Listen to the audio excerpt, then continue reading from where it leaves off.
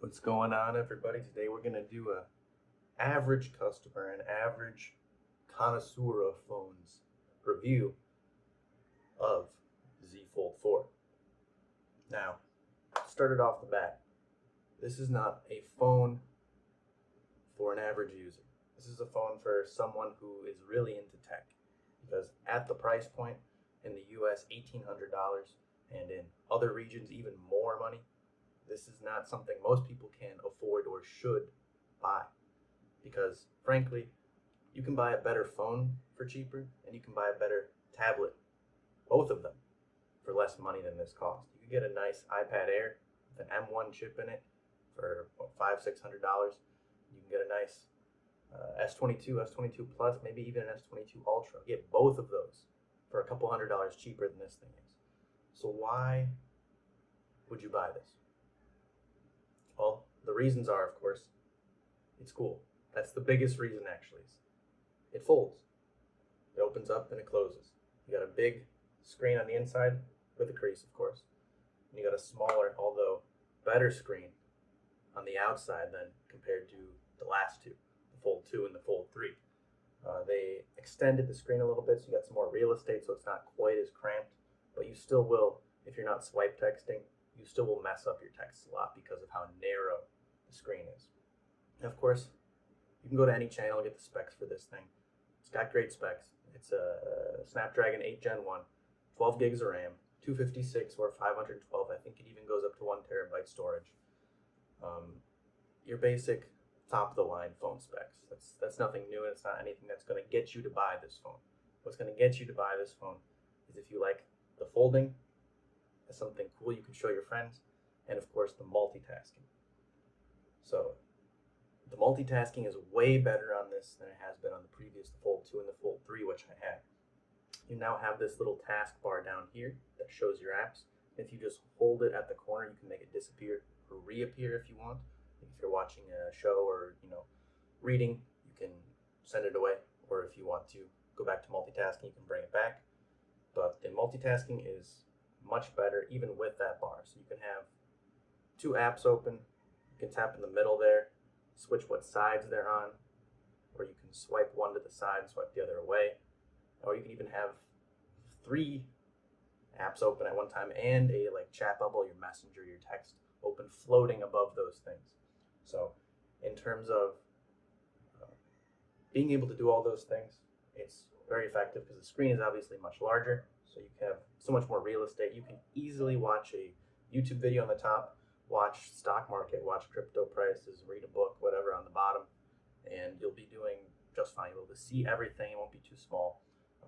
It gets a little hairy when you get to 3 or 4 apps going at one time, just because it's going to take up 1/4 of the screen. If I can show you that here.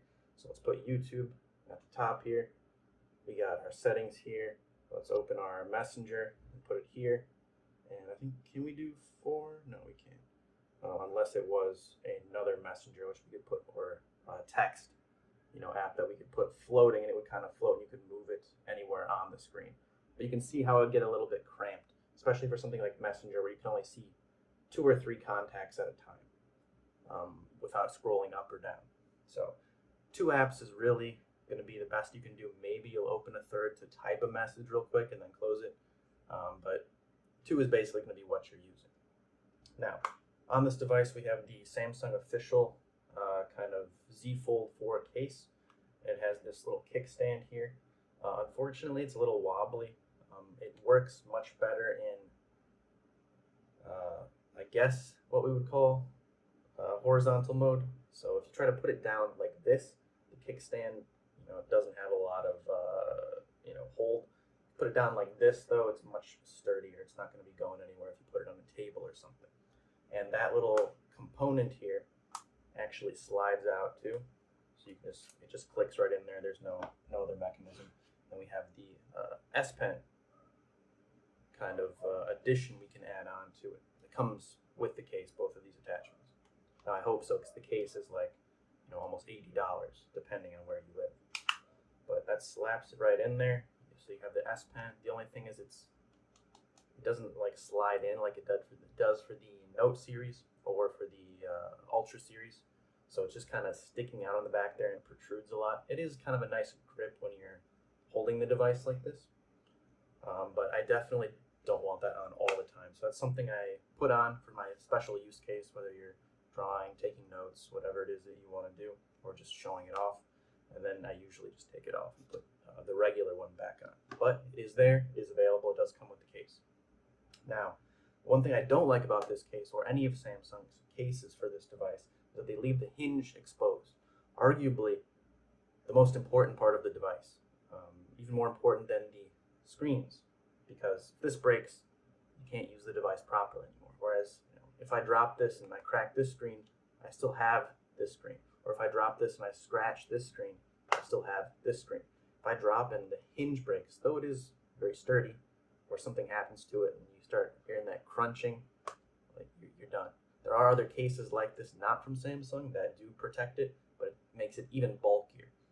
This is a bulky device, especially with this case on it, especially if you add the S Pen to it here. It is very chunky. You will feel it in your pocket. It feels like a brick. And I'm much more conscious, especially if I'm not wearing pockets that have zippers, of this sliding out of my pocket.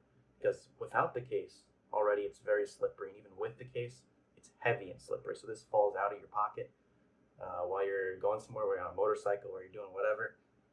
It's gone. And it's gone, and it's probably also broken. So be mindful of that. Now, if you buy this device, if someone who buys this device, I know a lot of people that do buy it and they return it. They try it out, they're enamored with it for a week or two, and then they realize, oh, I got 30 days to return this. I'd rather have that money right now.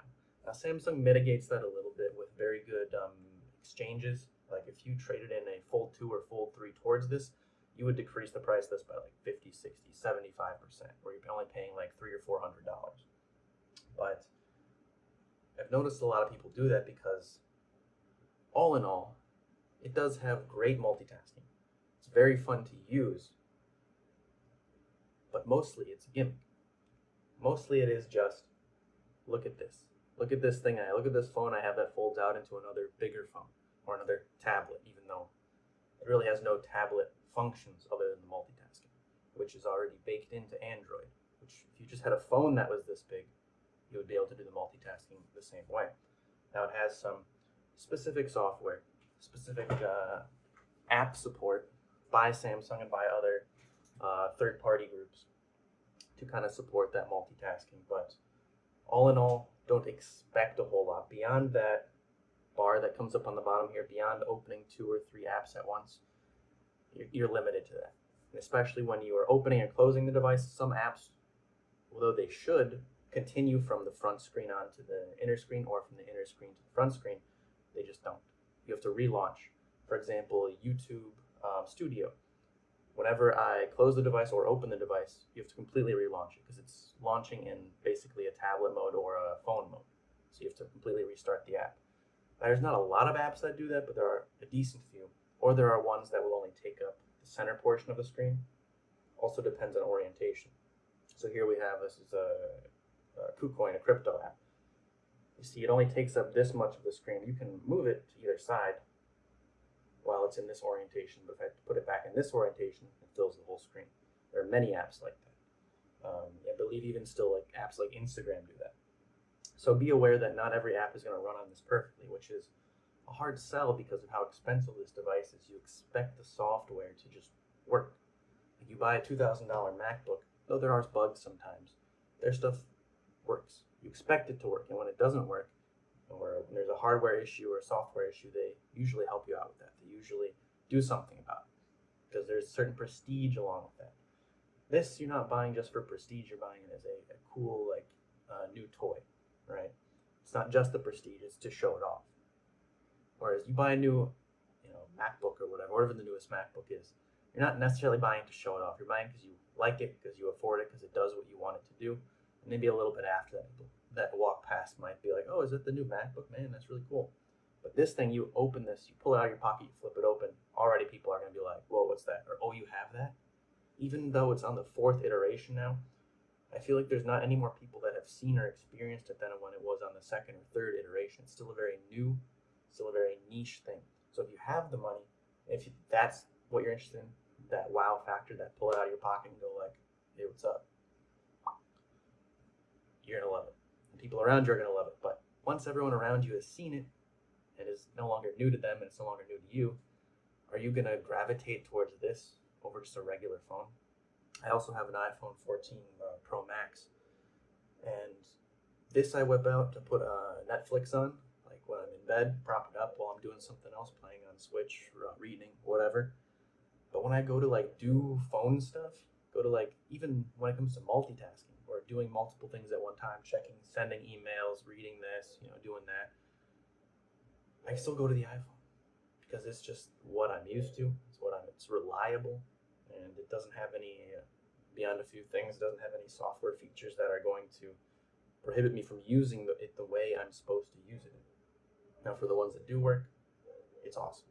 Awesome to be able to have your email up there, have something down here. You just copy it, put it up there, done. You don't have to switch to different apps like you do on iPhone or Android, or if you just have one app open on this device. It's really handy. Whether you're working with booking, like a hotel or something, and then you have your flights on the other side or up or down. Really, really handy. For that stuff alone, if you do that kind of stuff a lot, this might be worth it for you, especially with that kind of a trade-in discount at Samsung. Otherwise, for regular people, this device just isn't worth it, especially with a case. You will have to get a case for this because it will slide. I put it on a flat couch, and after a couple minutes, it slid off and hit a bowl that was on the floor. So you have to get a case for it, and I recommend a nicer case for it, something like the Samsung ones or similar in quality, which is going to add another almost $60, $80, $100 to the cost. So after tax, you're looking at $2,000 or more, depending on where you live. And at that point, you can get a lot better things for less money. So that is my kind of overview of this device. It's a very cool device. I really enjoy it. I enjoy using it, but I can't recommend it. I can't recommend it for the average person because you'd be better served by buying even like, let's say you buy last year's iPhone. You buy an iPhone 13 Pro. You buy it used for $800, $850. You buy an iPad Air or even an iPad Pro for another $800, $700. Even after tax, you're still saving hundreds of dollars compared to this device. Hundreds. And you're getting two separate dedicated devices, which are obviously going to have better battery life because you're not using both of them at the same time like you would be with this device, which does have pretty decent battery life, especially compared to Fold 2 and Fold 3, but nowhere near as good as you get by using a phone and a tablet separately. So I hope that little review was helpful for you guys. That's my opinion, my discussion on the device after having used it for a couple weeks.